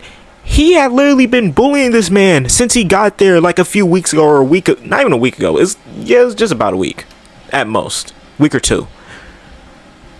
Just for him to turn around and he got this type of unbridled rage and power when he's angry, I would have been pissed. Then you fast forward to the second time they fought, after they were buddy, after they were pretending to be cool for like 7 years, when in reality, Jonathan, he was just suspicious of Dio, and Dio was doing his conspicuous plots and shit, poisoning their father. Well, Jonathan's father. Dio didn't give a fuck about that nigga. But right after, I believe Jonathan said, he said something to catch Dio in a lie and make Dio emotional about his father. Well, no, he said his father was a man of honor or something, and Dio lost it. He said he had no honor, tried to punch Jonathan. Not even tried, he did, punched him. That shit connected. Jonathan ate it. Then he tried to put his thumb in his eye. Jonathan moved the hand. Thank you, right? One hand grab. Come here. Above his head, one hand over the guardrail. Sit your ass down. Let's calm down. I'm pretty sure almost immediately after that, what does Dio do? Stone mask.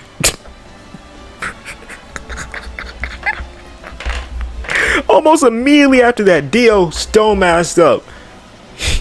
This nigga, cause like, bro, you're a human. Imagine that. And you're pretty big. I think human Dio was like what, 6'2"? He was like 6'1", 6'2", close to 200 pounds. You know, little buff. Jonathan, though, that's 6'5", pure muscle. Like, it makes sense why Dio took his body, because yeah, imagine you can become a 6'5" tank with the intellect of Dio. Like, he probably thought that was the easy pickings. And plus, I honestly, when I think about it now, I understand why Dio went for Jonathan's body. Because, like, I would want the body of the nigga who has bodied me 4 times. 4 times. Because after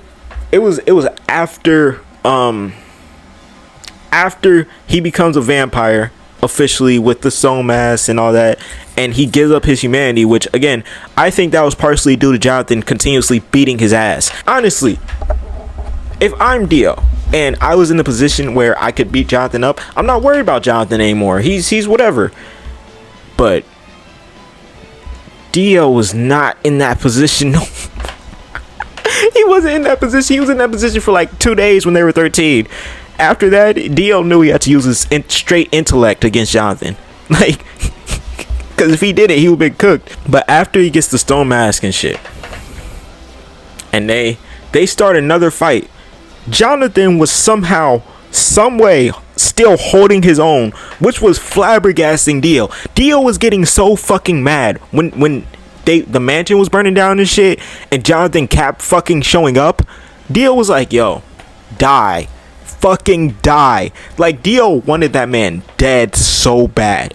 And I understand it, because if I'm a vampire, I should be all powerful over this nigga, and he's still fighting.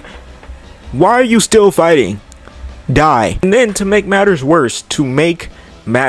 so much worse, after that happens and Dio goes on his different ways, he goes to his castle, he starts making meows, which honestly, I'm thinking about making that into a YouTube video, because I really do want to talk about what type of boredom Dio had to be in Phantom Blood to make fucking new species. No blood, no fuck ups.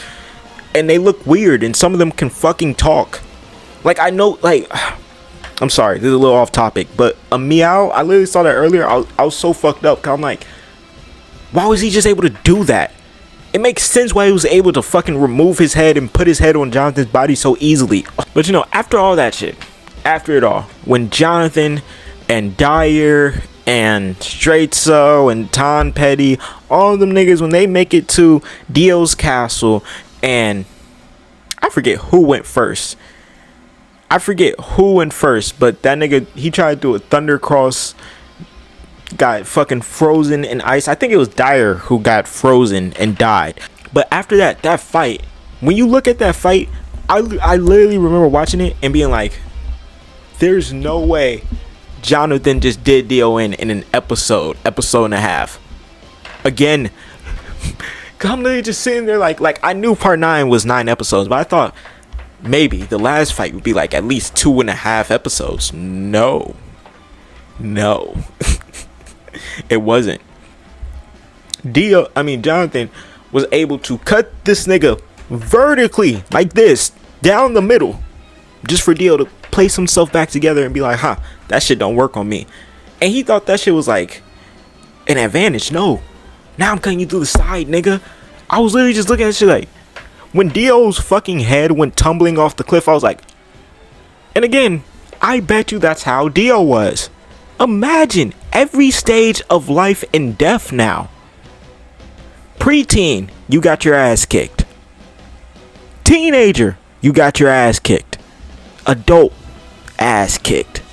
Vampire, ass kicking.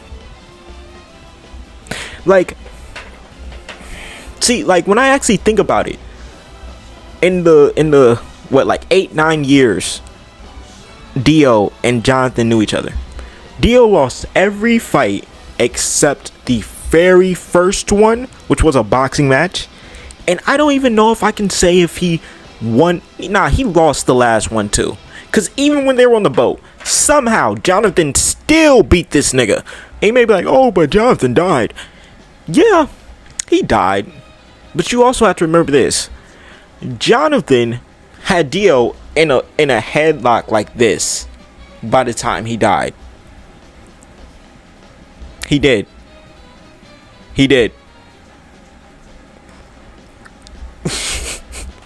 Jonathan, and on top of that, he had him in a headlock for a little second. He was able to monologue before he died. If he ever so chose to, he could have easily and tossed Dio into the fire. Like, literally, he could have easily done that. Like, Dio is a one win. He has one win against Jonathan. Like, damn. Like, literally, when I think about it now, it makes sense why Jonathan will always be seen as Dio's forever rival. That was the only nigga that beat Dio multiple times. Like, he beat the shit out. He beat the respect into Dio.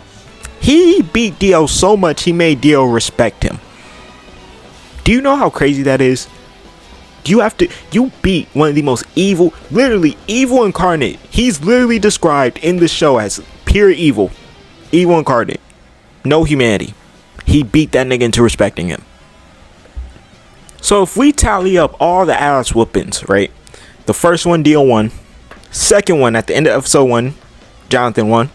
Third one, in the middle, when Jonathan finds out Dio murdered his father, Jonathan won. Fourth one, Vampire Dio versus Jonathan and the mansion. I'm going to say that's a tie because both of them lived out of that. But like, I low-key thought Dio was going to die during that, not going to lie. Fifth one, at Dio's castle, Jonathan won because again, he cut his head off clean. And the sixth and final one, Jonathan won. Because again, even though Dio literally took away this nigga's whole Harmon ability by impairing his ability to breathe and essentially giving him a limited time space, making it so that he's going to die, Jonathan still grabbed the stake, drove it through Dio's head, and he was able to get his wife, an unborn child, and another child out of the boat. So that's a 4-1-1 record for Jonathan against just Dio. Against just Dio. Or if you want to be generous, you want to be kind, you could say it's 4-2. And if you want to give Dio the mansion burning down part, because Dio was running through everybody except Jonathan, and he was mad. But if you did enjoy this video, make sure to like, comment, and subscribe. You know, we're on the road to 5K, so anything helps. And until next time, peace. What is dark determination? In honor of Steel Ball Run coming out soon, I want to talk about something that will be a key component of Steel Ball Run, at least a little bit: dark determination. Now, some of you may hear that and say, what the fuck is that? And some of you may already know what dark determination is. But either way, if you're here, thank you, and be ready to learn all about the history of dark determination, my interpretation of it, and what I think, or how I think they'll incorporate it into the anime. Because I'm pretty sure in the anime they've literally incorporated some characters that have dark determination, but it's never explicitly stated, and it's just shown. And if you aren't paying attention, you're not going to see it like that. Like, for example, Yukako has dark determination in the anime, but you never really see it like that because it happens and it's never explained, and Yeah, because Dark Determination is literally a SBR concept. And a lot of characters in Part 6, not a lot, but a decent amount of characters in Part 6 have it. Like Jolene has it, and that's in the manga, I want to say. I may be wrong about that, but I'm pretty sure that's in the manga. Same with Weather Report. Everyone shown to have Dark Determination in the SBR verse is a very, very long list with Johnny, Ringo. Again, spoilers. This whole video is spoilers. I wouldn't think that needs to be said because I said multiple times this is an SBR concept. But again, spoilers. Johnny, Ringo, Gyro, Josuke, Kato, Ray, Hato, Paco, and I think that's it. I'm pretty sure that's it. Now, let me define it. What is Dark Determination? Dark Determination is the mysterious phenomenon which can manifest within the characters of JoJo's Bizarre Adventures. Its occurrence has best been known to happen regardless of the stand user status. It has no exact trigger, though all demonstrated cases have been when a character is desperate to achieve a personal goal. Those affected by Dark Determination all seem to at least subconsciously willingly allow it to manifest. It could be argued that the phenomenon is more of a visual depiction of a character's mental state, though evidence would suggest it's at least an external influence to some extent. Now, I want to pause right here. Me personally, at least from my interpretation of the story, I believe it is an external influence. Like, I believe in the like whole definition, right? Entire definition. I believe that it's more so a state of mind and a mental state of mind to where you essentially decide this is it. This is the only thing that matters in this moment, and everything else doesn't. It doesn't matter what I'm chasing or what the previous goal was. This is now the goal that I will accomplish. That's essentially what Dark Determination is. Like, imagine a nigga telling you he's gonna make it to the NBA and you laugh at him. He says, "No, I'm serious." And now his eyes start glowing. He's serious. He's determined. And that also means his morals out the window. Because another thing with Dark Determination users, it means they're throwing everything, including their morals, away to achieve this goal. One of the best case examples is Johnny Joestar. Johnny Joestar, when he has Dark Determination activated, it usually means he's not hesitating. That means he's shooting on sight, and it doesn't matter to him if his aim is good or not, because for one, once he gets the later axe, that doesn't matter anymore. Aim good, aim not good. He just shot himself in the head, and now he's right next to you through a hole in the ground. You're cooked. I liken Dark Determination a lot to like tunnel vision. Like, let's say I'm locked in on this one thing that everything around me does not matter. I see that as just tunnel vision. But at the same time, I feel like it gives you like a slight buff, because now your reaction's probably better because no hesitation. You're just moving at a better mindset, making your body move quicker. You know, not necessarily physically, but probably the quickest it can move without you thinking about every step. It's kind of like having a very, very, very, very, very, very, very, very light version of Ultra Instinct. It says right here, Dark Determination causes those affected to almost put aside their sense of morality in pursuit of the goal they desire. Those under the influence of the phenomenon experience a combination of increased fearlessness and ruthlessness that aids them in achieving their goal without question.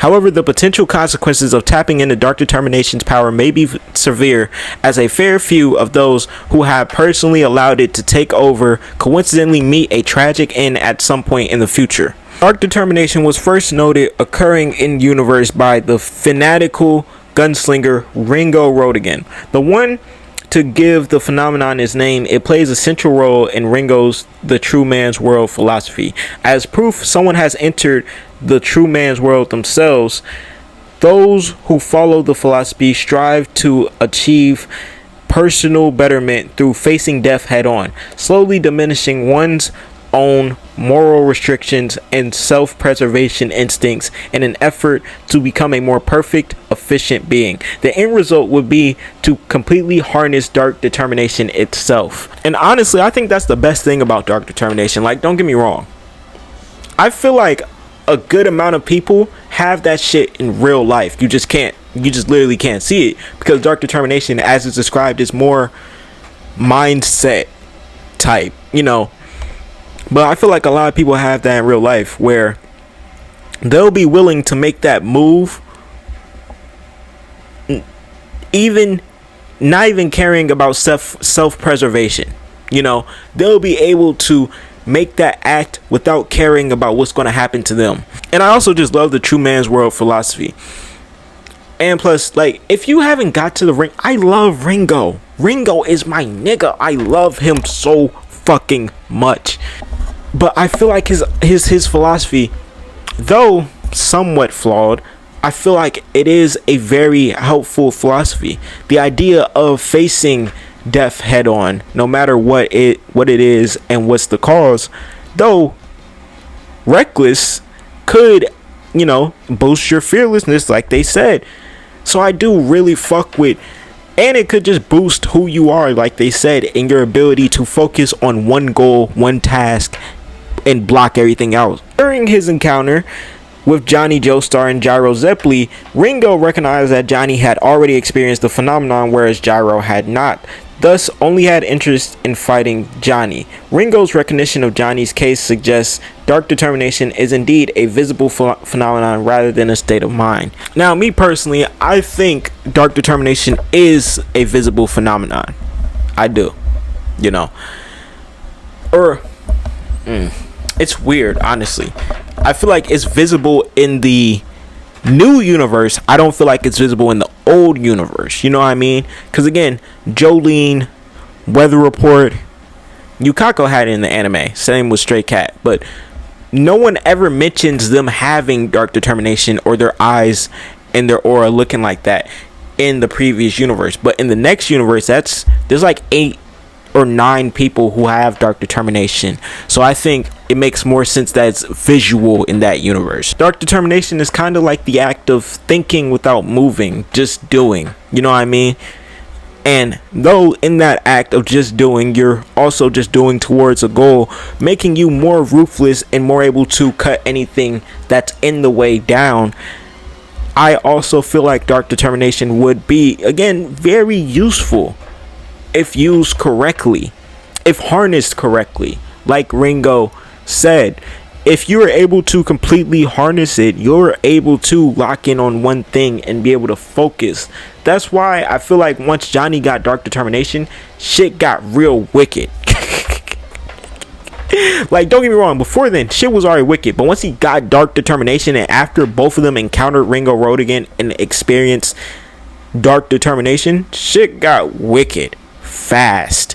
But genuinely, imagine if someone had that in real life, like really had that, or more people had it, like they had the ability to block everything out except one thing. We would be walking around with a lot more productive people would be able to do a lot more. But I feel like, since especially the age we live in, a lot of people can't do it. A lot of people always try to multitask, and if they don't try to multitask, they just suck at one task, and they're doing that task while thinking about another thing, when in reality all they have to do is block everything out. Or at least sometimes. Some other times, you know, it makes sense why you're thinking about a lot. Some niggas' life be fucked up. But if you did enjoy this video and you want more, make sure to like, comment, and subscribe. We're on the road to 5K and we are getting really close. Thank y'all, and until next time, peace.